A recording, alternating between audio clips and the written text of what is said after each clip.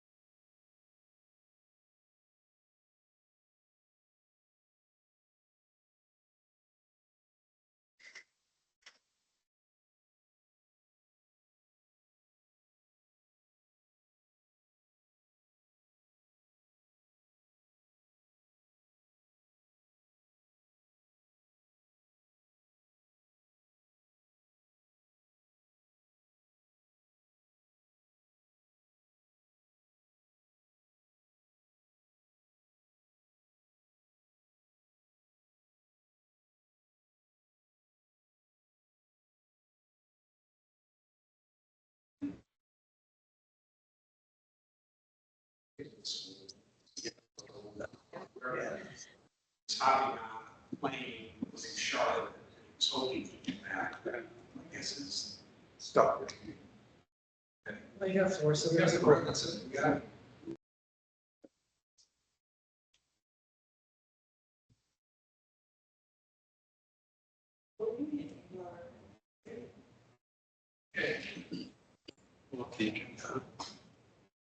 There's printed agendas on the table. If you want.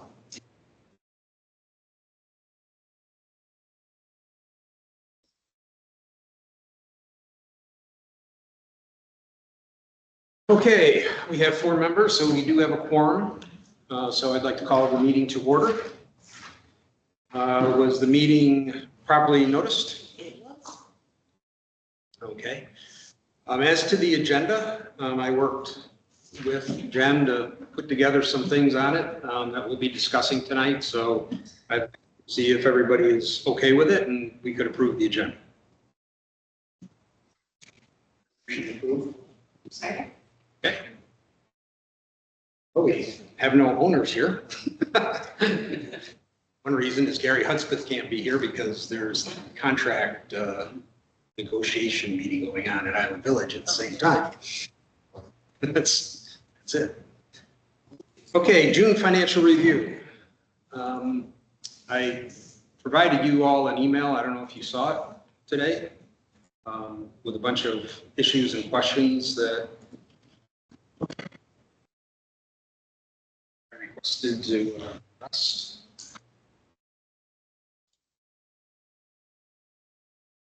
Jim, we need to adopt the approval of the last minutes. Did you Oh, do that yeah. and I just missed it? I'm sorry. Yes. I didn't have any problems with the minutes. Motion. Second. Okay. Minutes are approved. Okay. Okay. The June financial review. Jen, did you get to see my email or were you not able to today? Me? Yes, I did. Yes, I did. John, did you get a chance to read it as well? Yes, I did. Thank you all for giving me the financials and that additional write-up, Jim. Yeah. We got to look into why you're not getting stuff. John, I just noticed that your email wasn't entered in Cyranet correctly, so it should be corrected moving forward. Okay, great. And just so everybody's aware, when you're emailing the committee collective, use the finance committee at town hall, not just finance at town hall, because the finance at town hall won't email individuals' personal emails. It will only email To the town hall. the town hall email addresses. So just make sure you're utilizing finance committee. That way, Tina and Mike will get them to their personal emails as well. And I think, John, you're. Did you two get my emails today? I did. Okay. Okay, so first item, it was good to see that we got a little bit more money in. Can you explain these additional lots that showed up in June for? So what I basically did was a true up, if you will, of all the assessments to where we are since it's the end of the second quarter, to make sure it's all been accounted and not just in deferred, because we do have a lot of assessments in deferred, such as like the apartment buildings that pay, that sort of thing. So I do a true up to make sure it's correct.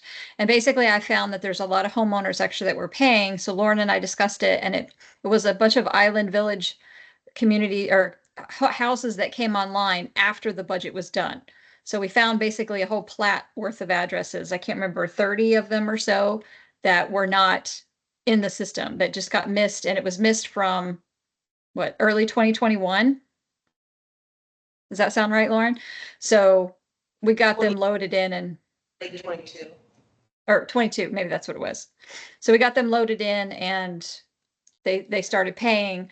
So when the budget was done, I was only up until this point was only recognizing the budget number until this time I did a true up to recognize the rest. I'll do the same thing probably at the end of the next quarter and then definitely at the end of the year.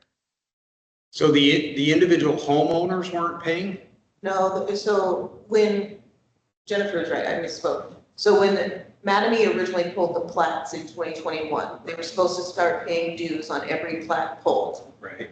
There were about 30 of the estate home plats that were not added to, either not added to the CCNC system or were not transferred over to us as part of the information that we should have had in Cyranet. So we were billing Mattamy the correct amount. So there are about 30 homes that we found in late 2023 that hadn't been paying, but when they sold, we recognized them and the owners have been paying since day one. Okay, so there's 4 that are still not sold. So those are paying, they're paying, Mattamy's Madden's paying. paying. So are we going to see this increase every month, or is this a one-time increase? No, technically we should see it every month, but it's a little harder for me to do that on a month to make sure that the numbers are correct monthly. So I do it on the quarterly. I did do it first quarter, but I know it was important to do it for June for budget season, that reason. But the goal is to basically do another true up at the end of September and then obviously one at the end of the year to make sure that the count is exactly what it should be. So I guess for phase 2, we'll just have to make sure we're on the same page with that. So I have a good relationship with Tanner. So I have the plat maps for phase 2A and B, so we're prepared. I have some initial idea of when we should see the passive parks passed to us in phase 2 and the amenity center. So we have that for budgeting. All right. But we're gonna see the same issue again because we approved the budget prior to the year. anything in November, December, potentially could be They're ones not that are gonna- not in the budget, but we will be collecting revenue. So he has given me kind of like a phased recommendation when they're gonna pull plats. So when we know Mattamy will start paying on those dues, so we can kind of phase that into the 25 budget for those plats. And when we can start seeing townhome turnovers and passive park turnovers in 25. He says it's not gonna be till like late Q3, early Q4. And then probably the amenity center around that time at the earliest, most likely 26. Yeah, I guess I would say there could always be some gap that's not getting picked up in time. Oh, yeah, There's but- always gonna be But some, they'll be pulling some earlier than, they should be pulling some at the end of this year, so you might see an upside this year on dues Yeah. because of those plats being pulled. And then I guess Jennifer, on those 30, have you confirmed that Mattamy was paying on them entirely until they transferred to sales and homeowners? So there's no, we're not doing anything additional beyond what is already coming through. There's nothing additional due. Everything has been billed correctly now to Mattamy and or the new homeowner, or both. Good. okay, thank you. The 25,000 covenant fee, it seemed like an awfully even number. Well, the fees are $5,000 a piece. Okay, So so that's 5 people. 5 people. Yeah, it's $100 a day, up to $5,000 per category, so that could potentially be one owner. Right, that's what I was at. It looks so round. I thought maybe it was one. So I run that every month. I run a report every month because the way it was asked that we do it is we put it on the balance sheet as a deferred income. We don't recognize it until it's actually paid. Right. So, right. So we have quite a large number still in deferred on the balance sheet, but each month I'll run a report to see what's still outstanding. And last month, some people made some payments. Excellent. Good news. The real brief, electricity. What are we running in the old town hall at the moment? Because I saw electric was down a little bit there, but by using all these other buildings, I'm sure we're going to see an increase in electricity. So really, the HVAC system is running. Minimal electrical is running. Jose sits there still to keep an eye on the server room, and so somebody's there making Okay. sure something doesn't, blow up in the building. Yeah. Like the HVAC system again, so we have somebody constantly there. Okay. The Any, server's running there, so that, that's, yeah, that would be a. Question. On the other income, is that mostly the covenant fees or EV chargers? What's driving that?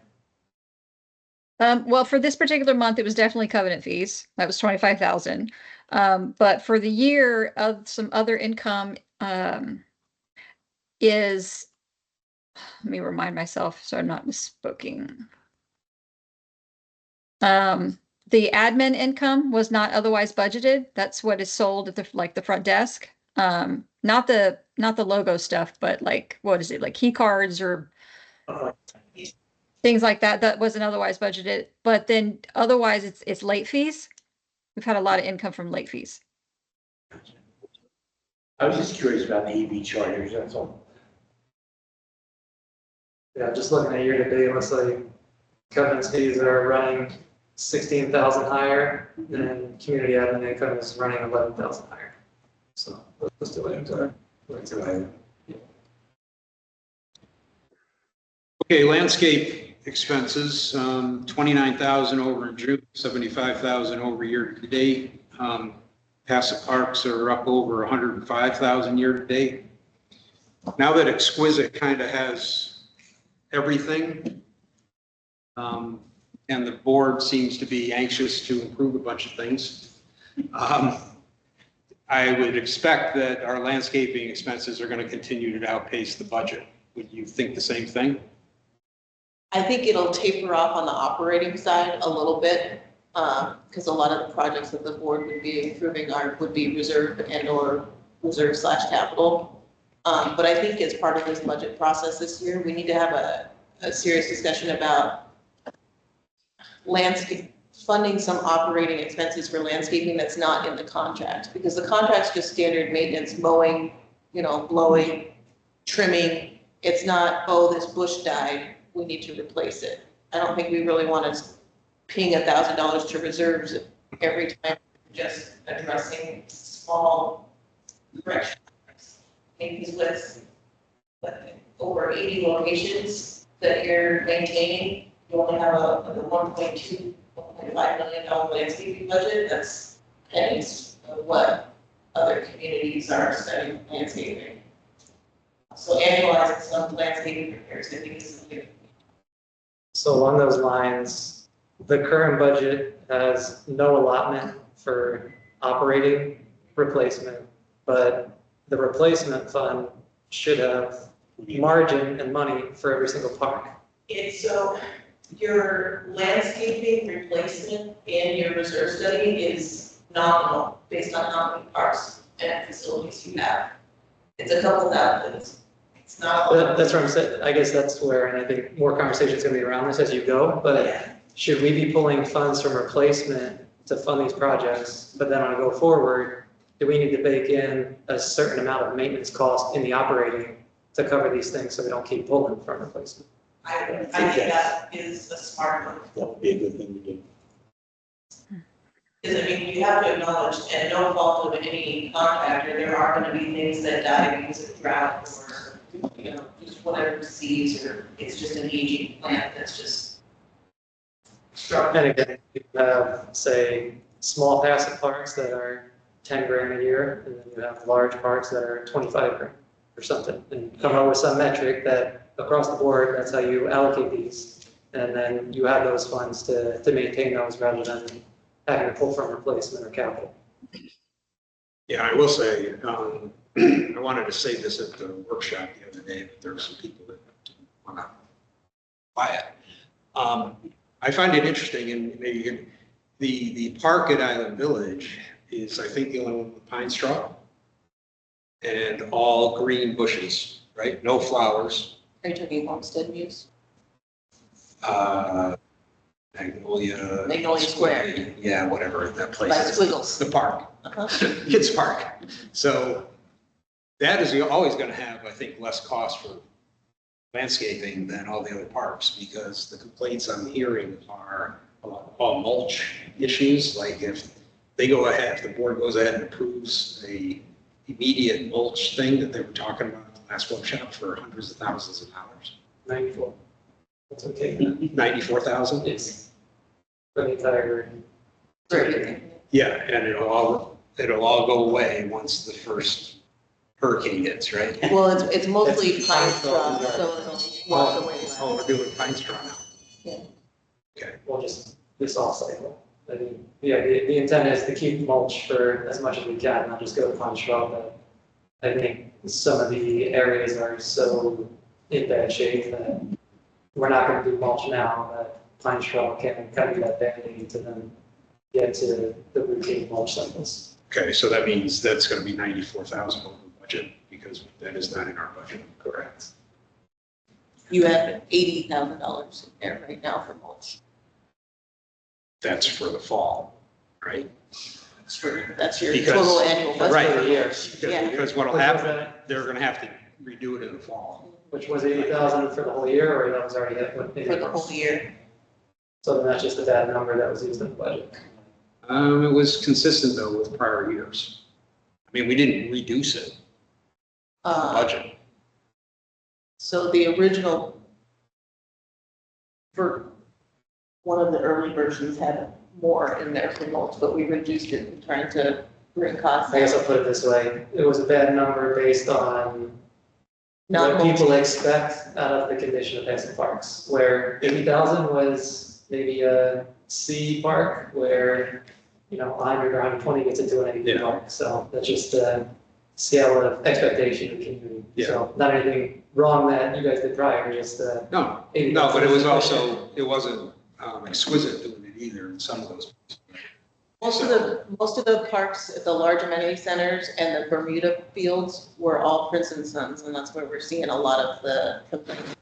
So they didn't spend the money. So in us looking at the money, we thought it was gonna stay that way, but Right. now exquisite, they're paying a lot more Someone's attention. looking at it, realizing Yeah. something. And, get there, but that's the board, it's up to the board, so we'll figure that out. Any other questions on landscaping? Okay. They're up 20,000 year to date over budget. There was and either maybe you can help me out. There was this discussion at the last meeting about the second contract that they were looking at. Right. Has that been approved? No, that's up for vote on Wednesday. And how much is that one? That's gonna be about 13,000 a month. Okay. So that one includes maintenance of the pool feeder, the chemical feeder equipment, and the chemicals as well. So you should see less downtime in the pools and you should see less maintenance costs. Because right now you just have a service agreement for cleaning of the pools, and then you're just purchasing chemicals outside of that agreement. Okay. And then we're also responsible for maintaining the equipment because CROA many years ago purchased the pool feeder equipment. So switching to this contract should lower some of the maintenance costs. So, yeah, Lower some of the maintenance or the chemical costs. Well, if they're gonna be combined into one piece, I mean, there's still gonna be pool maintenance, but there's going to, like, the chemical feeders and a lot of the, like the screens that get eaten out, the filters that get eaten out by having to hand feed chemicals should lessen as well. Okay. But so our current maintenance team, they were buying these chemicals We buy chemicals monthly. monthly. Okay, so, and we're still going to be doing that. Well, It's not in the it'll 13,000. be part of that 13,000. It'll be part of the 13,000. Okay, that's what I want. Okay. yeah, which I guess, in thinking about it from a budget standpoint, we have allocated 5,500 per pool for 6 pools, so that's 33,000. If we're gonna do 13,000 per month, then that's 156, less the 133 that hopefully we're not paying for pool chemicals, we're about 123,000 higher. Yeah. And the basis would be that better service for the pools are open, better experience for the community, things of that nature, so. We're paying up, but again, that's something for next year that's probably 123 divided by 455 is about $27 in HOA increases to do that service. So you're paying for something, but you're getting something better. And Yeah, and this will be when we put the 25 budget, these are the kind of things we'll have to put in there if we're going to increase fees. But I guess for this year, we're doing 13,000 for what, 5 months. That's 65,000 operating, that wasn't budgeted. So that's another issue this year that we have to resolve. So, and just Ecolabs works hand in hand with CQ Aquatics, your current cleaning vendor on a lot of the resorts that they handle, so they. All right, well, we'll see how it goes. Okay, repairs and maintenance. What was the $9,000 credit for the dog park? In $9,000 of the board approved landscape improvements for the large garden park. So that bid included the gravel install and some additional sod replacement. He did not do the sod replacement, so it's a credit back. Okay. And Because in discussion with the dog park committee, we're looking at some creative ways to reduce the annual maintenance costs. So on that, we paid 9,000 out before work was done. Also, You guys are really hard to hear all of a sudden. Maybe it's me. I think there's a hurricane going on behind me. What are we talking about? You said dog park? $9,000 The credit, is it the Brian Causey credit or is it something else? The $9,000 credit was a reclass from operating to reserves. Oh, okay, there you go. Okay. There you go. Thank you. There is also this $4,000 charge to a new account, maintenance playgrounds. Is that going to be reclassed as well, or is that a new account? My understanding was that Lauren asked us to put it in playgrounds to better track. Versus, Previous playgrounds were just included in the amenity near them. oh, okay. Okay. So it should, I think it'd be good to call it out. So Yeah, we yeah. know how much we're spending on playgrounds I, versus. yeah, I agree. I agree. Okay, we'll do that in the 25 budget then.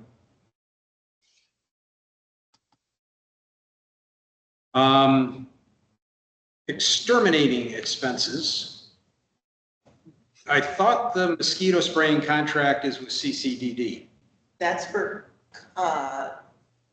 common areas, it's not for the amenity centers. So we have to pay for exterminating, and it's not just mosquitoes, it's termites and other pests. Ants, all that fun stuff. Like the Okay, sugar ants out in our village. yes, well, we got a lot of ants. It's true. Was that just not budgeted last year? We did not have the exterminating contract at Island Village Amenity Center last year when we were doing the budget, so. So something But to there- account for this year. There was also a bigger charge at the beginning of the year for 851. Yeah, we had a termite bond. Yeah. But there were also other critters in there, right, that you had to eliminate? There were some December charges. Is that what she said? There were some December charges included this year, unfortunately. All right, The maintenance team dealt with the snakes and okay. Jen, can you talk about this communications and phones adjustment so we can understand a little bit better as to what happened and how it impacts going forward? I'm not sure I can still answer how it's going to impact going forward, but what did is when we made the budget last year, we had a pretty good idea of where we were at. But then a lot of things my understanding from Jose is a lot of things changed, decisions were made, we want to do this, don't do that. He went through Microsoft licenses, he went through cell phones, he did some better contracting, trying to figure out getting access to different things. Anyway, that was the whole IT list that I provided to you guys last time. And then we sat down, Jose, Lauren, and I sat down together and we went through each item to determine, is this a CROA expense? Is this a CJC expense? So then I took that information back and I reclassed appropriately what should go where so that we've got good numbers for the first 6 months of 2024 between CROA and between CJC of what they should be. Moving forward, the reason I say it's a little tricky is because there are still some items on that list that Jose is trying to eliminate. So it's a little tricky to say for sure we know it's going to be X amount per month as he's working through some of these things. He's trying to replace some with better products and better contracts, that sort of thing. So he's working through that, but I don't think we're going to see the massive amount that we had in June, the uptick in June moving forward. I don't think that's going to happen each month. A lot of that, I can look it up look and see how much exactly. A lot of that was just the reclassing. So somebody owes somebody else. And I knew that most of what was on CJC needed to be moved back to CROA. And I remember I said that last month that I'm pretty sure it was going to be kind of a hefty lift for CROA. I just wasn't sure how much. And that's where we're at. I can pull up the balance sheet because it's actually on there because that's what makes up the due to CJC, $10,181. so what we found was, well, not what we found, but for some reason previously, a lot of your Microsoft licenses for like the Town Hall email addresses and all was purchased through CDW instead of going directly to Microsoft for those accounts, which gave you a hefty markup charge. So we're slowly canceling all of those CDW accounts and transferring them over to Microsoft. Your cell phone plans, you were seeing a lot of overages because of data, because that's how the team communicates out in the field. They're not connected to Wi-Fi. So we've adjusted those, so the overages will no longer be there. So you'll see a lower monthly cost in that. So account cleanup and trying to find Yeah. better pricing. Well, the cell phones are not on some limited plan or anything. They are now. They should have been entirely, so. All right, well, oversight, but glad it's fixed now. Yeah, we're looking at alternative carriers. Right now we're utilizing Verizon, which is a decent rate, but it's one of the few that work in Artisan Park. That's what I was gonna say. No one works in Artisan except Verizon. so- Yeah, so we're looking at other vendors just to see what the pricing comparison would be, just so we have. All right, good. Yeah, and I guess the other thing I would say is I know from desk phones, you can do voice over IP. I don't know if we have enough of a Wi-Fi network within Celebration that you could do something on mobile phase, but something for Jose to look into. Yeah, you can, I don't want to speak for the sake, I think probably beef up our Wi-Fi network throughout Oh, the sure. community to fully avoid, that route, but I can bring it up with Jose too, IT. Yeah, Technology committee. probably whenever exactly happens with E51 or where you guys are gonna go in the future. yeah, I mean, right now, I know all the amenity centers outside of Carson Park, people that have staff and public Wi-Fi can use, but obviously they don't go along with each other's space.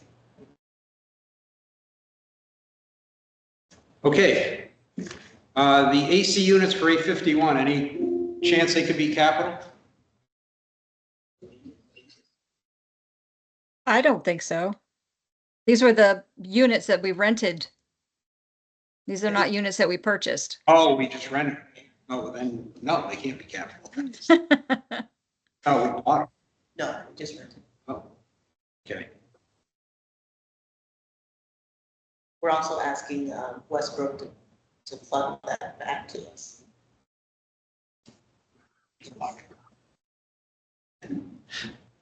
Sounds good. Whenever you get a chance, the miscellaneous expense, if we could get that I updated emailed every it. month. Every month? Oh, you did? I Yeah. emailed an updated one right before this meeting, but I can do it monthly if you'd like. Yeah, just because there's a certain board member that's very interested in that account as well. Sure. Thank you.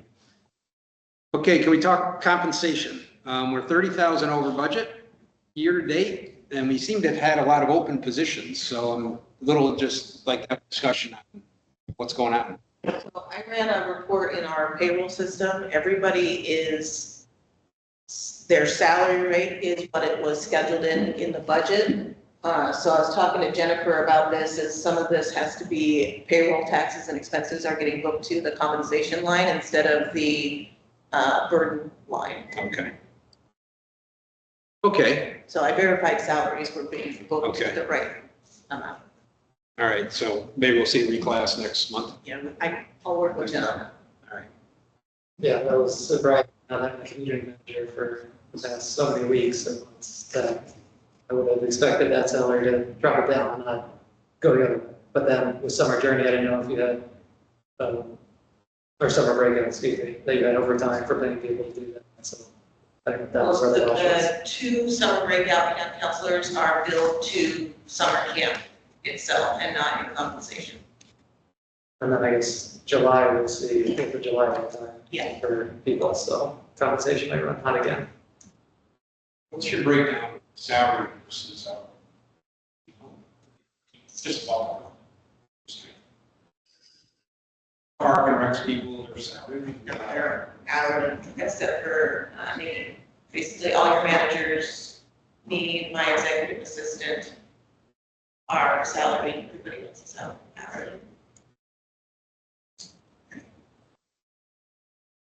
I think everybody knows that the board approved the hiring of a town architect, and at the last, I think, workshop, we're now hiring a landscape architect. Just from the financial side of things, I'm curious on who's managing these people, and who's accountable to them, and are we getting reports from them that they're actually doing something? I can tell you that Jeffrey is very busy. And so who actually asks them to do things, or who? Is It's it, usually me or the community standards manager. okay, so Or- residents can't just, No. call Uh, them, okay? So if residents are requesting to meet with them, we schedule them for the monthly Ask the Architect thing. If it's something that's outside the norm and we think it would benefit them talking to him one-on-one, then we'll authorize it just for ease of the art process for them. because sometimes the comments coming back from our committee are confusing for the president. So Jeffrey being that translation helps. So is virtually everything is doing is relating to covenants? Yeah, it's related to ARC. ARC. And the landscape architect who's going to be working with Exquisite, I guess, who is going to be managing that? Right now, we meet, but moving forward, it will be the, Okay. they will also be consulting with ARC as well. That's what they, Okay. so you, many years ago, had a consulting architect and landscape architect that worked hand in hand with ARC to help guide things through the process of making decisions. Okay. I mean, obviously, we didn't have these in our budget for this year, so these are going to be additional costs. So previous budget numbers, I want to say was $50,000 approximately each annually. But obviously their rates are higher now than they were previously. Because we're 3 years down from the last time we had an agreement with them. Yeah. So, Yes, my expectation of the architect was that they would be around 2,000 a month as far as billable hours and things of that nature. So if we're seeing higher than that, or if some of that this month or a couple months, I think it is appropriate to continue to look at that, because if this is a driver of ARC not providing clear guidance to homeowners, and you need to get the architect involved, then that's an issue with ARC.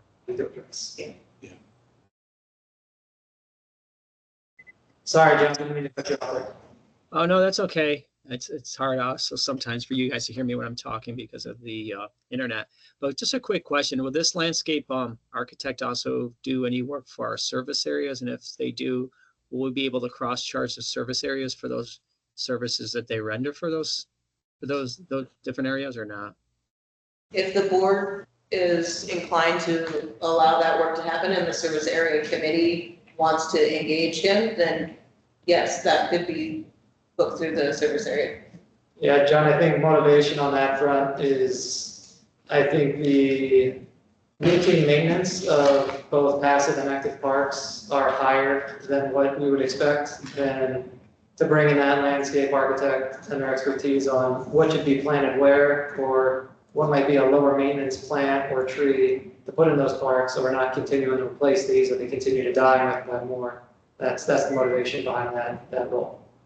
Gotcha. Yeah, I was just thinking if he has extra availability, there's an opportunity for perhaps us to cross-charge his services or his costs across to service areas. Because I know in our service area, particularly in Artisan Park, Brian from Exquisite has been saying he's going to draw us up some landscape stuff, and we've been waiting for a while. We were kind of anticipating something from him, but I'm not sure if we ever got that. So here's an opportunity perhaps to use this other gentleman for that and save us, if he's idle, use him to save us a little bit as Crowa, a bit of money. Yeah, I think using Albert for your service area project would be a good use of his time. Okay. And again, for everyone's knowledge, it was roles that were part of Crowa prior, that then, I guess, cost saving efforts, they were cut. But then now we're on the other side of it where you didn't have them and parks weren't well. So trying to get our parks back to the condition we want them to be. We need to hire some experts sometimes, so. Yeah, I mean, personally, I'm not against it. I just budget right for next year, higher cost across the board. Any other discussion items or questions on June? I have a question on the taxes on the interest income. I know that the HOA are passing the tax, but I just assumed that there would be some expense booked associated with the income of the period the interest. So I know that the taxes are to be paid. There's no estimated tax rules, but who's looking at this? As far as Taxes on the interest income. taxes on the interest income, we had that discussion with the auditor the end of last year. Yeah, I know not to pay estimated tax payments. I know that, which maybe was saying, well, we'll deal with it when, you know, we actually have to pay the taxes. But I would have thought that we wanted the taxes associated with the income. I think you guys originally, you talked about that with the auditor when you were doing the 2022 recap. Finalizing that audit, but I think it would probably be beneficial to see if they can come back to your next meeting and talk about kind of the strategy based on the revenue we're seeing in 24. Right. What's the Right. strategy for mitigating that tax liability? Which I guess is the intent currently, that why pay taxes if we don't have to, and continue to earn interest on that interest that was earned to then pay at the end. But again, I think it's an appropriate question for an auditor. If we don't have to do it every quarter, like. We don't need to pay, I'm sure we don't need to pay it, but I don't know what we're trying to accomplish with the number. Do we go pure cash? Or are we trying to associate expense with the revenue that's coming in? And maybe No, that's more of a better way to ask my question. Yeah, my feeling is if we're not going to have to pay tax, I don't want to accrue it because. Well, we're gonna have to pay it, but you're gonna pay it 2025. Well, that's why I'd like to get the auditor, at least a contact with the auditor, because they know our financials and know the deductions that can be taken for taxes versus book, much better than I do for certain. Yeah, then we can Homeowners. plan for it in the 2025 Yeah. budget. Yeah. And then based on that percentage rate, we anticipate is your interest income for 25, we can anticipate that for 26. So can you guys reach out to them? I don't have contact information. so- Jennifer, can you reach out to the auditor to see if they can come talk tax liability with our interest income, with our investments? Yes, I can. Or if they can't come, just at least provide us some guidance. Yes, I will. Which along those lines, is truly in the replacement capital, when that's your operating side, you would earn the interest in those funds and you just pay it out of those two funds, so nothing ever hits the operating. Yeah, but that's not how you have it set up. You have it set up so all interest, no matter where it's coming from, is going straight into operating. Yeah. So the reserve fund that's invested, that interest is coming into So operating. then there'd be two adjustments from replacement and capital to fund operating for those taxes. I don't think you could do that I because don't- you're seeing all the upside in your operating Or, and no, not okay, any yeah. upside in. And then the gross is coming over, that's right, guys. Yeah. You would almost send it back, whatever's left of. Okay. Okay, anything else on June? Can I just ask a question on that nice summary document you guys put together? There was like $11.7 million for a hippodrome. What is that, if I may ask? That was a typo, it was 111,700 for Hippodrome. I got the decimal in the wrong spot, John. I apologize. No, that's okay. I got scared. I said, wow, I didn't know they budgeted $11 million. What the heck is it? This is a new. Part of that amenity center. I really did think, I said, oh, this must be something that's going to be announced tomorrow initially in our master plan. I said, my gosh, they already approved something. I must have missed something. Okay, thank I you. sent out an updated one. But you didn't get the stuff, so maybe you That's didn't get it either. But Y- yeah, I that's okay. apologize. I got my No, it's all decimal right. in the wrong Yeah, spot. I wish they'd do that with my paycheck, but Yeah, somehow they fix it though, right? I know. Well, I talked about this before, but when I was comparing the summary back to the big package they from the operating income statement, the budget doesn't match, and Warren said, well, that's because this is really a reforecast, not a budget. So if you look at the budget column on the income statement, it's showing 0 at the bottom, and this is showing 32, and the numbers are different. So maybe we ought to just call this maybe reforecast or something. I didn't know we were reforecasting. Well, I guess why wouldn't the summary be as of month end, Yes, identical to the actual document? Okay. documents should match. That's a question I was asking, but. No, I agree with you, right? Why is it a recast? Why isn't, whatever the financials are for that month, this summary is exactly a representation of that. So this is. They do, Jennifer, if I'm not- confused. This column is year-to-date, right? And if you go So to, page 2 is year to date. Is that what you mean? Yeah. Yeah. And then Okay. page 1 is June. So this is, okay, so then Tina, what you're pointing to on the operating budget, that's just gonna always be static at what the approved budget was. It's not a year-to-date number. That far right column that says budget, I understand what you said. I understand that you said that is the original approved budget that's in here. But when you look at the summary, the budget column is different and we're calling it FY budget. And so again, as a reader, I would look at this and say, well, why isn't that zero like it is in the, No, and I that's- understand what you said, why it isn't, but we should call it something else if the numbers are changing. so. Well, that's the full year budget. This is just what's approved. This is the remaining left, and this isn't ever gonna change any month, this column. Right. But it's the annual budget. This is the approved annual budget, this is the year-to-date actual versus budget and the variance. So this is what should tie to the number that you're looking at on page 2. There is a problem with it though. Because The 32 on it's mine. it's not 32, it should be 0.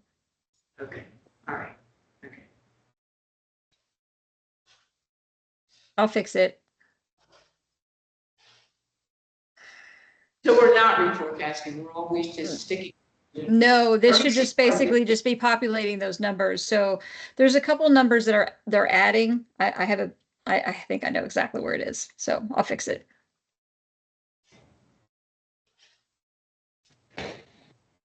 Okay. Nice catch. Absolutely. Okay, anything else on the financials? I guess just overall conversation, I think it's gonna be a larger issue as we continue is there's definitely gonna be an overrun on operating, on landscaping and maintenance and things of that nature. So how are we gonna compensate for that? That, are we just truly gonna run a huge deficit this year? Or are we gonna reallocate funds as far as maybe things from replacement or some other aspect to try to account for that? Well, again, through 6 months, we're at a $10,000 surplus, right? I guess part of it is taking a look as we get into the 25 budget. We got to look and see what we think 24 is going to end up with. And I guess once we know that, we're going to have to do a reforecast for the second half of the year in order to see what that's going to be. And again, if a lot of the programs that the board is approving are surplus for capital, then there may be some evening out of, as we talk about the pool chemicals and stuff. But obviously we got to add in these new architects, the new pool deal, and because that will also be transferred into the 25 budget. Yeah, But I think as soon as as we get through that, that's a pretty big exercise. But once we get through that and we kind of have a decent feeling for where the year's going to end up, I think communication is going to have to go out to the residents to let them know that things aren't going to be break even at the end of this year. right. Yeah, that's something. If there's gonna be an overspend of, I'm gonna say $250,000 right now, then if we're not gonna be pulling it from replacement and we can't do anything with capital, then yeah, that's something that needs to be out there, that to fix your parks and everything else costs money, and that money wasn't budgeted. And there may be a 6-figure loss this year, something that has to be understood.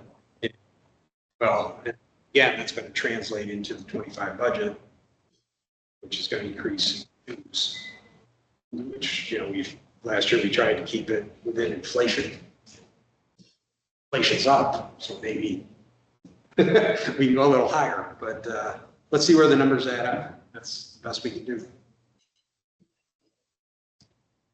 So if we move into a little discussion on the 25 budget, where are we timing wise and what are we thinking? So I'm waiting for the Parks and Rec Lifestyle workshop. Okay. The board discussed at their workshop, for their staffing recommendations, because one of the biggest impacts to my operations is lifestyles. Because we put day-to-day tasks on hold to help with events. Liz has an entire hourly need for the year based on every event, how many staff hours she utilizes per event. So her committee is gonna look at that and talk about, okay, what are alternatives? Do we tap into volunteers? Do we tap into part-time labor? Do we, do we start talking about overtime, which they don't really wanna do because that just puts more strain on the staff. So alternatives to keep bringing events, but not impact operations as much. And then the rec committee needs to have conversations about, they were talking about lifeguards or contracting with those again, or more pool monitors, I don't know. I already contacted your insurance agent, and legal about the lifeguard piece, and they both say if you're gonna hire lifeguards, don't call them lifeguards, call them pool attendants. And just have them certified, but there's a lot of expense that comes with certifying lifeguards because they need constant training and recertification. There's a shortage of lifeguards in Florida Yeah, as well. and then do you want to just do that in the summer? And then Or it just makes more sense leave it the to way it is. contract or just leave it the way it is. Like the two people that were in the pool last Monday when the storms were all hitting and lightning was all over the place. There were a handful of people there, but it was like me today. Yeah. That to me I told them to is, get out. you can't teach stupid, What's cheaper, lifeguard or, which we should pull loss? I think you'd win that lawsuit. I think when you're 8 and taking swimming lessons, they let you know. Don't be in a pool when there's lightning. Okay, so after that, we'll have a better, After better that, we'll idea. get out your budget All right. to you. I'll be at that meeting, so I'll be Yeah, trying, well, yeah. I'll be tamped down. You don't need that. Yeah, I guess I'll make one comment, and probably not gonna be a popular one, but I think we're looking at, before we're digging in through all the numbers, we're looking at between a 4 and 8% increase. Maybe we're in that 5 to 7 is ideal, but with different things that need upkeep and increase in cost, that I don't think you're getting under 4 on anything, and I wouldn't expect this committee to try to shave so much off that we lose the performance of what we want for our community. So that's my view only, but just saying that I'm not expecting you guys to come in and keep it flat or to keep it at bare minimum. That No. there are costs, and clearly the condition of our community hasn't lived up to where we want it. And we may need to pay more to get it to where we need it to be. So just putting it out there for all to know that that's where I'm coming from in this process of that range. And ideally, hopefully we're on the lower one, but when things shake out and we put everything in the budget, we'll see where it lands. That's what happens. Shake it out and see where it lands. I mean, we can try and be aggressive on certain things, but there's the reality of the costs are going up. Exquisite's contract is more than what Prince and Sons was. So just got issues to deal with, but I think we beat it to death last year. I think we really went through it. oh yeah, This year. but we went line by line through it 3 times last year. So we'll do the same thing this year. I mean, we'll just have to keep looking and seeing. But again, to the town architect, to the landscape Oh, yeah. architect, to the increase in Ecolabs, potentially Smart Web, there's additional costs that need to be accounted for that weren't in prior years. Mhm. So again, we may be paying more, but we expect better service, better condition, everything overall. So, Right. And then we processes and may not need some of these things down the road. So that would be part of the arrangement.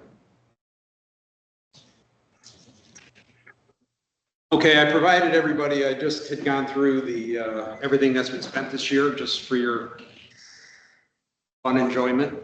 And I love this little chart you put on the financials as to what's on the board's agenda and what's coming up.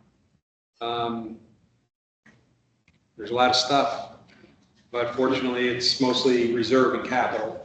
But that will affect our funds numbers as well, and affect probably the meeting right here tomorrow night, master planning, and all the things that are on that list. But I think we've gone through most of everything on the upcoming expenses as far as operating that we need to discuss. Is there anything else that anyone can think of? Jennifer, can you pull that up just to go through a few things? I'll do it. Because, right, the shade structures, that's not coming from reserve, that's capital. Yes. So that should be corrected. I guess question on Gallagher, you show 162 in reserve, but I believe it was originally bucketed at 250,000. So have we spent 79,000 to date and we still have 162, or is No, the there? whole installation project was 162. Mike added in the annual service contract to get to the 250 number.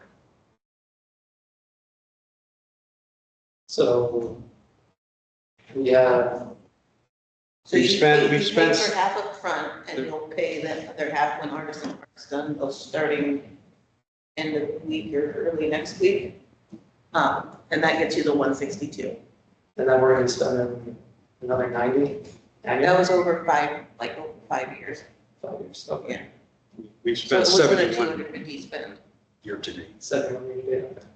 I'll just go off the project number. Yeah. So that number's not as bad as it looks then. And then, I think, what is it? So I guess, just for my edification, right, do we use reserve and replacement interchangeably? Yes. So then, with these reserve numbers that are on here, was that the exact dollar amount that was projected in reserve, or is that the amount that's approved to be pulled from reserve? It's the amount approved to be pulled from reserve. So I think what we need to know is what was allocated from reserve of each line item. You know, so the first one on there of 6,500, was that 0, or was that 5,000?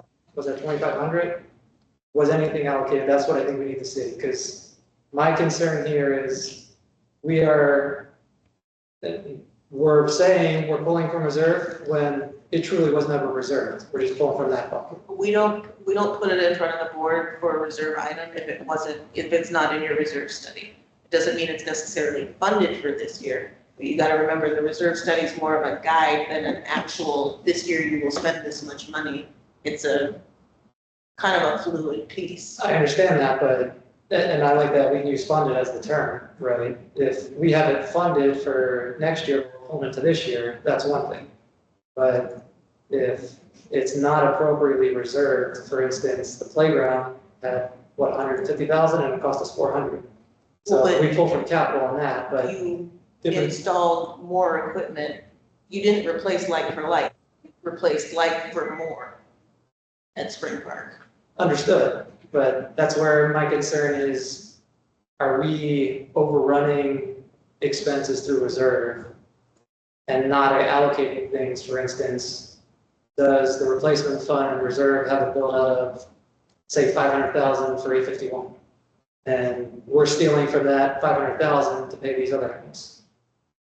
So that's, I guess I would want more transparency on what, just because we say we're pulling it from reserve, is it exactly that dollar amount that we're expecting? Is it higher, is it lower? Are there things that are in reserve that we over allocated for, we don't need, and that is a savings? But I think we need to do a further dive into that to understand our budget coming up this year of what we have to work with. I'm sending the finance committee the current reserve study. Which is all gonna change, right? Yeah. They'll update it, they'll include Island Village. They've also agreed to include a draft secondary version to include Island Village Phase 2. So like, for instance, let's talk about some of the stuff that's coming up on Wednesday. I've got the list here. So for instance, the dog park chips for $1,900. Mhm. Is that, I don't think that was a projected bucketed expense, right?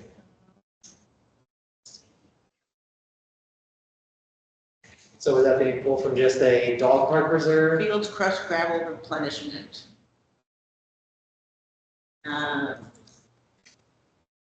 You had 45,000 budgeted in 2021.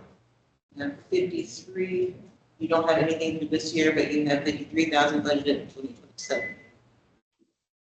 I can tell you, you didn't. So spend it's in not 2021. budgeted for this year, but it is funded overall. But that means we would have to account for funding that 5,300 that we're taking this year to get back to where we should be. Yeah, But you didn't spend all of your, you didn't spend the whole 43,000 in 2021, so you underspent that year. Like, you can't look at it that regimented, because it's more fluid than that. It is fluid, but we should be updating it every year, where if there's a shortage, then we can roll it to the next year, or you can allocate it a certain percentage for so many years. So let's go to the next one then. So Green Square for 15,000 for landscaping improvement. Where is that being pulled from? That is passive and active parks, common site elements that would just purely be landscaping improvements, partial replacements, and you have $88,000 for the year. So I'm saying you're drastically underfunded in terms of landscaping. Which of that 88,000, have we already gone through that with all other parks, or is that true Oh, yeah. just for Green Square? No, that's for all passive. Yeah, so that's what I'm Yeah. saying. For those passive parks, if we had 88,000 reserve, I want to know what that reserve is supposed to cover and how far we're over. Because now that's a concern for me of, we are blowing through our replacement and reserve quicker than we should be.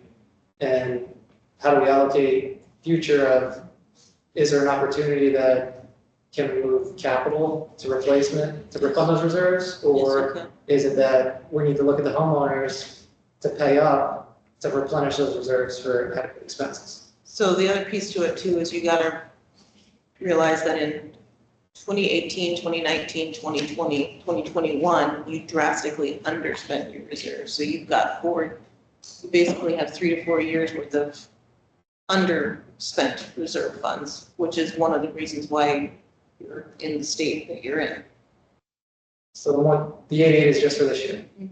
There was another 88 last year. and- Right, so that's what I'm saying though, right? If we were underspending for so many years, then that 88 should be 150, 200, what is that number? well, that's Right, what that's the new where it study's gonna Yeah, so show, that's why you right? re-up the study every 3 every years. 3 years. But I'm saying, just because we re-up the study every 3 years, doesn't mean that we should be adjusting our annual review on budget every single year. If we have something that's savings in a prior year, then do we need to roll that into the same bucket for the following year, or should those funds be reallocated? But we have funds coming in, so if you look at it, I mean, we're at $2 million on the reserve fund just about, from 12/31 to 5/31 to 6/30, even though we're spending a bunch of stuff through reserves. But trying to track everything that you spend versus what was in that study from 3 years ago would be a nightmare.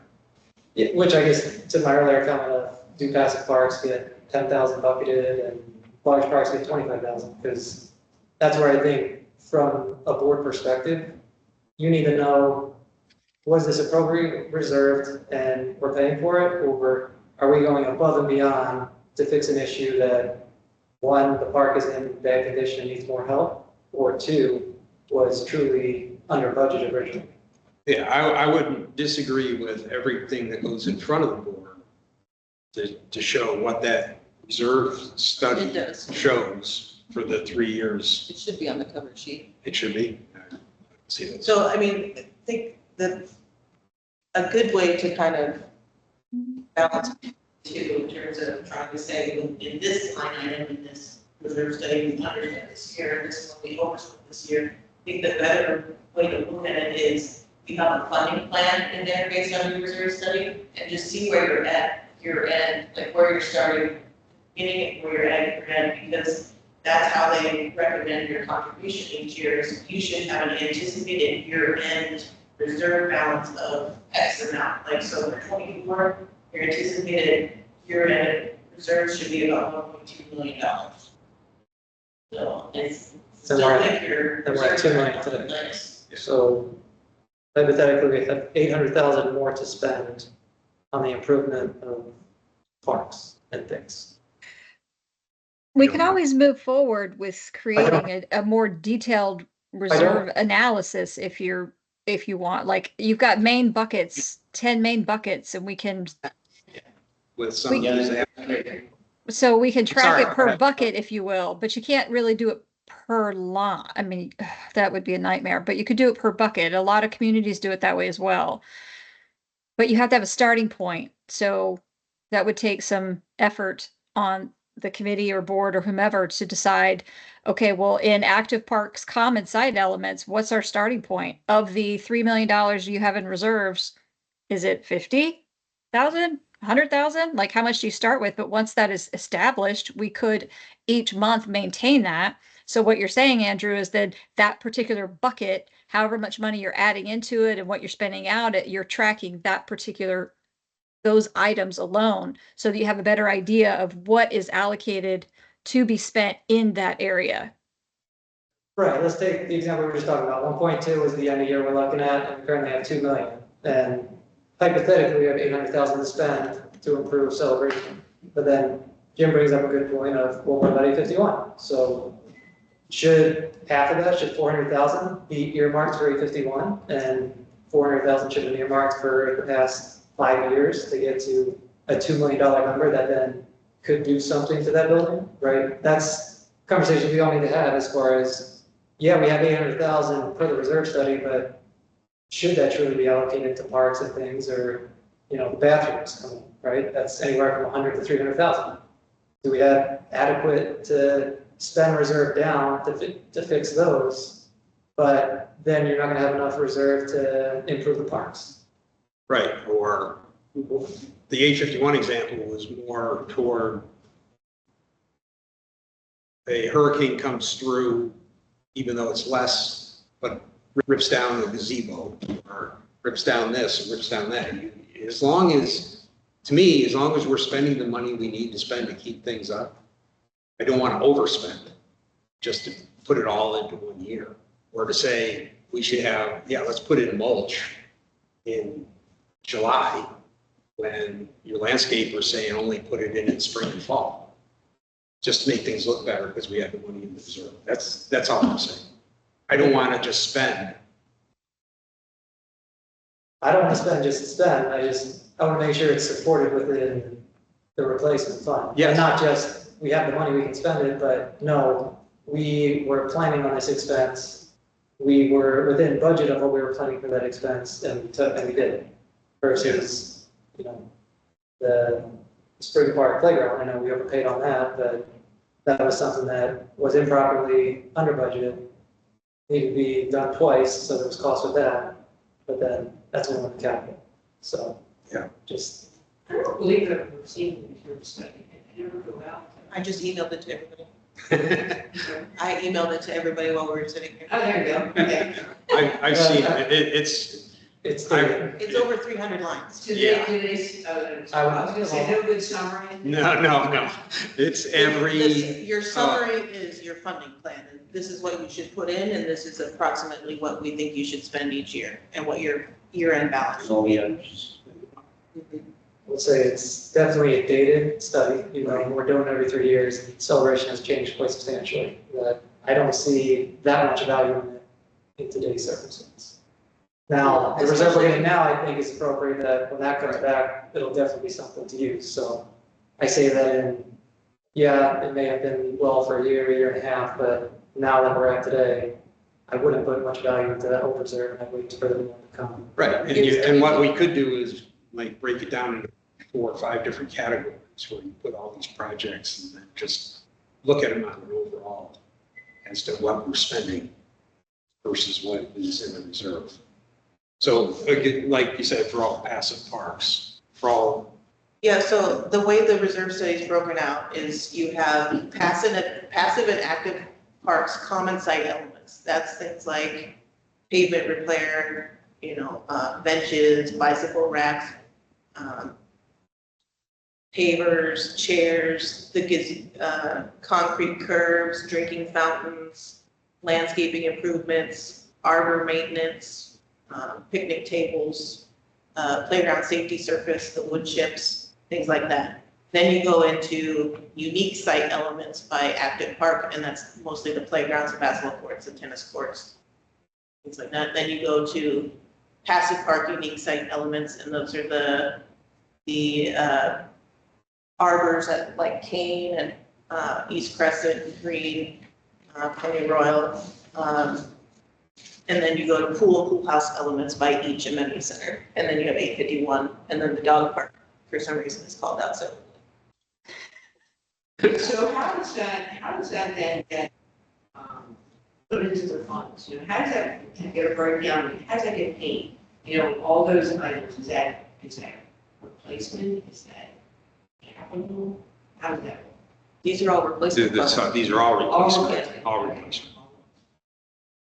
And we fund it every year based on the recommendation from the study. But this year, your funding for reserves is less than what was recommended because we were doing that move back from capital. Yeah. So I guess an example would be with the reserve, right, the playgrounds. East Village playground was done, the top lot not too long ago. Long Meadow was done pretty much the same time as Spring Park was done. That should have been staggered in different years, where a different playground is done every so many years and appropriately bucket, Agree. So that's where I want to get with the reserve study and replacement fund of, yes, there's 2 million to pull from, but we're not expected to hit replacement until 2027 or 2028, whatever it may be. And if you want to pull something forward, we need to push something back to make sure that we're still balanced. Yes. I agree. Well, I'll say, just this year alone, you're saving a lot of money on bench replacements because the team is refurbishing them instead of just purchasing new and installing new and getting rid of the old ones. The ice machines at all the amenity centers were up for replacement this year. They're still in good working condition, so that fund hasn't been touched. So there's a lot of stuff like that. There's a lot of moving But parts. what's that dollar Um, for benches and ice makers? Is that Each 10,000? bench is a good chunk of change. Those things are pricey. Yeah.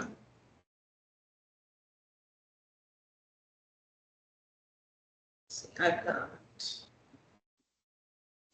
brick pavers, I got $47,000 in replacement. For benches based, I have $17,000 that hasn't been spent. I had 16.5 in 2021 or 22, 17 in 23, 17 in 24. None of that has been spent. So it starts to add up. I think that's just where I would like more awareness of where those things are, whether it's over or under. So then I can share an opinion to the rest of the board as far as we're going to go above and beyond on this expense, but we truly should, versus we have adequate funds because we've saved on benches, ice maker, whatever, that we can still be in budget even though it wasn't originally funded to be this year. We'll talk after I have an idea. Okay. Okay, any other comments? Are there changes to this project sheet that need to be made before this goes out to the homeowners? The email implied that there were several. I want to make sure we've captured the concerns or talked about them. Which The ones project? that, I mean, I for can example, say I it's moved the like- shade structures over to capital. Want to make sure that the rest are what you were hoping for when you saw this on the summary page. Update it based on the comments in the email. from Mike? Yeah. Yeah, if you can just go through that list and make sure they're all appropriate, like shade structures moves over. For the bathrooms, do we truly have 170, 143,000 in reserves for that, or is that a different? No, I think you need to split that between reserves and capital. Yeah, so if you can get Jennifer that number. Because it's not like for like. So I think that would be appropriate to look, if it's like for like, it's 50,000. And to go over is capital, so I think showing that breakout. I think the pool resurfacing, that's truly reserved, so no issues there. Lakeside Girls, that was that, I don't think that was reserved, was it? The pavers were, the girls were not. So then that's where I think, Oh, no, the pavers were capital, because those were new. okay, so then, yeah, that's a breakdown. But tell me if I'm overdoing it here, but that's where I think we need to have a reserve, say, funded versus reserve and non-funded. So that way we know if it's something that is a routine thing coming through the pipeline, or if it's something that, yes, we have the funds in from reserve, but it truly wasn't originally budgeted for this year. Okay, you're saying when they get something, they, So if there's not funds actually called out in the schedule for this year for that item, then we usually note this is an escalation or something like that in the cover sheet. And again, if you have a presentation you're thinking of that you can share with, that's fine. I'm just trying to think of how we kind of make sure the numbers that are here, we know exactly what is that. I mean, right now on reserve list, we're spending over $1 million. And that's definitely not the case because at least some of it's coming from capital. so like it pushed. Or maybe it's something where it's reserved for this year versus reserved in future years. So that way we can see what we're pulling forward. We're also getting money coming in, so I'm all set. But that should be in the current money coming. Yeah. But I'm just saying that we're at the $2 million level. If we look at all this stuff, we have to look and see how much money is coming into the fund, see where it's going to end up. Right? So you're anticipated to spend $1.28 million this year out of the reserve. And have an anticipated reserve balance at the end of the year of 1.25. Yeah, I guess I'm looking at it more from the standpoint of the expenses and projects, where they're getting pulled from. Yes, there's money coming in, but I don't know what that's allocated to. Could be 100 different things. So I'm not necessarily concerned of if we're getting 100,000 in from replacement, $200, 20% goes to the parks, 20% goes to bathrooms, 20% goes to many centers, et cetera. I'm just looking at, for what's being approved, was it being pulled from a bucket that was appropriately allocated this year, or is it a pull forward from a future year? That's as far as I'm looking for, Yeah. not to redo every single thing, looking in and out. You're saying that 1.2, is that based upon the reserve study numbers? Yeah. So that's. Okay, can we get an update on this CJC Kanoa-Croa agreement? Does anybody have an update? So you're kind of stalled in terms of any negotiation progress because TCC has withdrawn from the CJC and Kanoa boards. However, they have not relinquished their Class B membership yet, which means they have to appoint whoever Croa recommends to fill their third seat, whoever Kanoa recommends to fill their 2 seats, and the open 3 seats on Kanoa. They haven't done that yet. They've indicated that they are likely to terminate their Class B membership, but I can't do it. We're stalled until they fix.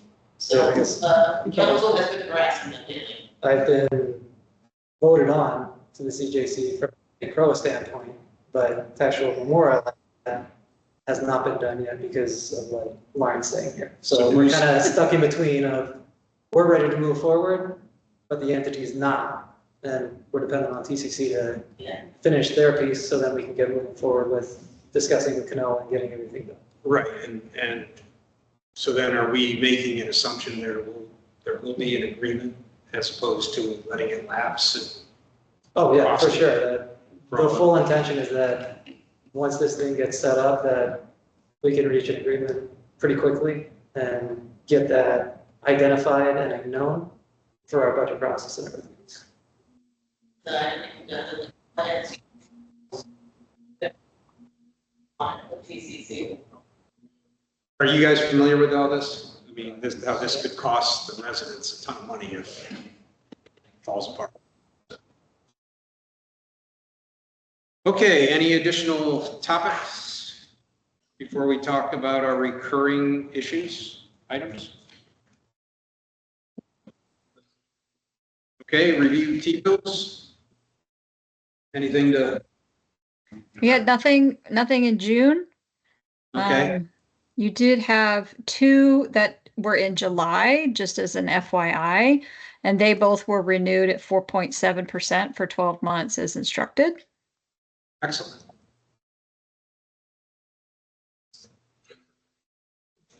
Okay, I guess one comment for this committee would be, we already approved the playground, and we're gonna need about 300,000.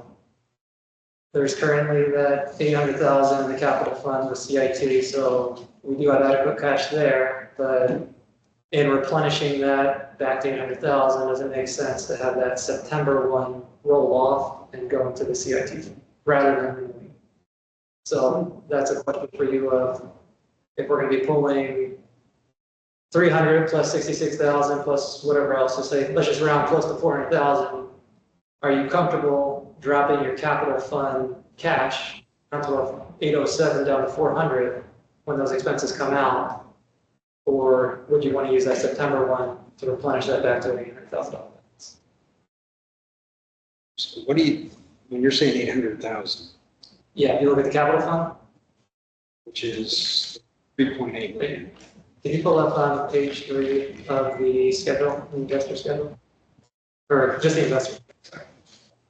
The investment schedule, the first part is the cash available at CIT. The second part are the investments. You're looking at the total for the whole fund, which is 3.8. Andrew's talking about just the cash available to pay Oh. a bill. Sorry, the investor schedule, Jim, Lauren. No, it's the investment schedule. It's not this. It's not part of the summary. Yeah, can you share your, I think so. let me stop sharing that. The reason I bring it up, I just don't want to be in a position where we may need to sell a treasury to pay a project that's out there. So more of a timing issue. This is I assume I'm sharing it. It doesn't show me what I'm sharing. This is Yeah. the capital Okay. fund cash right here. These are the investments. So this is the total of both. So the cash available to pay bills with for capital is 800,000. Okay, yeah, okay, And again, you have time, but just Yeah. something to think about. right. We got to make sure we have money in there to be able to pay So for. we have plenty of money there, but, and I guess there's only 260 is the one from September. So Yeah. is it appropriate to roll that one over or to pull that one out and sit in more of the cash account within capital? Okay. If your anticipated spending is only 400, my vote would be to just take it from here and then reevaluate when this October comes up. Right. And you're definitely gonna take it from there, but we're gonna follow up with another 300,000 bathrooms, then that 800 goes down to 100 pretty quickly. Yep. But you're getting replenished from every month, or whatever resales are occurring. You're getting replenished, and plus you're diverting some of what would have gone to reserve every month to capital because of that auditor discussion. Yeah, we've done over 500,000 for the first 6 months, and we're projected to do another 500,000 for the next 6 months. So And again, 800,000 seems like a large amount that needs to be in the cash for that, but if we're spending it, then you can kind of keep the status quo and know that that's just a lower balance moving forward. it's Wow. something for us to watch for sure. But in the next 3 months, we could be putting another 250 in here, right? So this would be over $1 million minus your expenses. I would table till our next meeting and make a decision at that point if we want to do something like that. Once we know what the decision is on the bathrooms. Yeah, what the overall Yeah. outlays are truly gonna be. Right, exactly. Yeah. And just the playgrounds, that large hit going out in September, correct? That when they complete the project. When they complete, they will get their, Yeah, so that's definitely coming out in September, for sure. Okay. yeah, their drop dead date is what, September 17th, I think? I think so, 15th or 17th. yes. And then what about shade structures? Any new timing on that? Or unknown? Unknown's fine. I finally got that project back. Next meeting, you can share more details. And there should be penalties. No, so that one's kind of put on hold because they were asking for additional demands that didn't meet our review, so that's kind of what's everyone. So that 89,000 is not being hit yet. That's the evaluation. The evaluation of town hall, as far as what we need to replace and to the serviceable condition. The board's done that. Yeah. No, I don't know where we're at as far as new bidders or what we're gonna do as far as. Notified of this or? I don't know if he was, I can reach out to him, so, Well, we got the meeting tomorrow night, so. yeah, so I'll bring it up to him. Colin requested indemnification language be added into the contract. And obviously, that's kind of a red flag for us, Indemnification for, any indemnities. so if they, wrong thing. So they got into a weird situation with another HOA that they were doing work with, where one of the subcontractors decided to sue everybody, no matter if they were liable or not. So it got pulled into the fray. And HOAs aren't their normal clientele. So they're just nervous. Whereas the reason. But what would the harm be given to them? Charlie thinks that we, as a compromise, we could do some language that says, well, we'll identify you for anything that you're not directly liable for. Or just needs to discuss it because there's additional contractors that wasn't approved. Yeah, because all they're doing, That's not bad language. yeah, all they're doing is an assessment. Yeah. They're not actually performing any work. I think they're gonna make it some sort of recommendation again. Yeah, make a recommendation. But again, it's truly an assessment, not fixing anything, Yeah. so there really is no addendum to have indemnification. That if you're just studying it, are they Yeah. looking at taking things apart, putting it back together and telling us what's broken? I mean, then don't do that as part of the assessment, just, That would be kind of interesting. so, yeah, I think It's just just more something- clarity on the language, Okay. I would prefer to go with Calic, I think they're good and the bid's fair, but Yeah. just more the language of getting that resolved or. It's just different language that the board approved and their meetings. Okay. All right, Just for community awareness. it's good to know. So Gallagher is, All Pro parks and facilities are done. okay, Artisan Park is next and then we're done. so is that now when you wave it, is taking a picture? I don't see any That's part of integration that'll be done later. part 2 of the project. And I know there have been various issues at the fitness center. That's not a Gallagher problem, that's a your hardware problem. Okay. And it will keep your problem. Okay.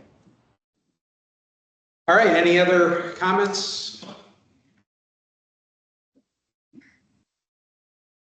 Get your rest in July, because all this is gonna be busy. Yeah. All right, well, thank Jen. What? What are we gonna do about the budget? We talked last time about, are we gonna be a meeting? Yeah, so we postponed publishing the 25 budget to the committee because we had an exec session with the board and then additional community discussion about staffing levels and are we really where we should be in terms of providing the level of service that's expected.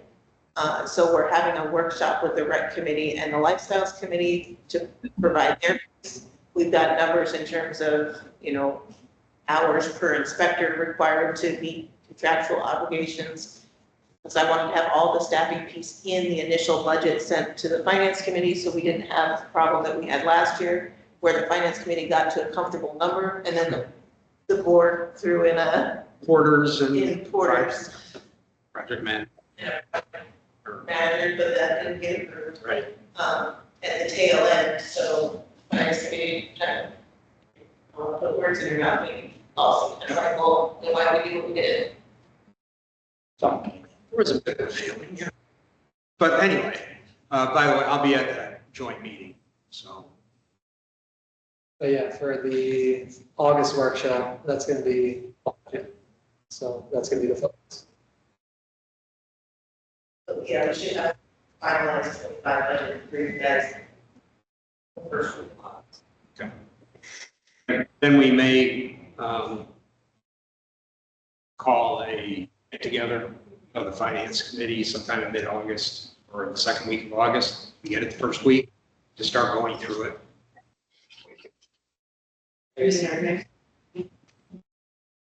No, this will be the Celebration Brewery. No. Our next meeting. Usually we do the meeting. Tuesday. We need to set a meeting date for the finance committee next time, or is it in lieu of, or is it just a budget meeting? What do you, No, he was No. looking for the next monthly meeting. Yeah, next monthly meeting.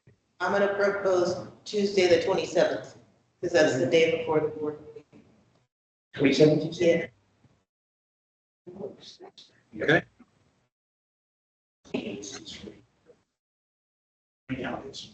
Okay, anything else? Just gonna ask one quick question. The trash, is that an expected increase that we know of yet? Or- Yeah, I'm already working with Ken on what his percent. He usually has this, that's what's in this contract. Okay.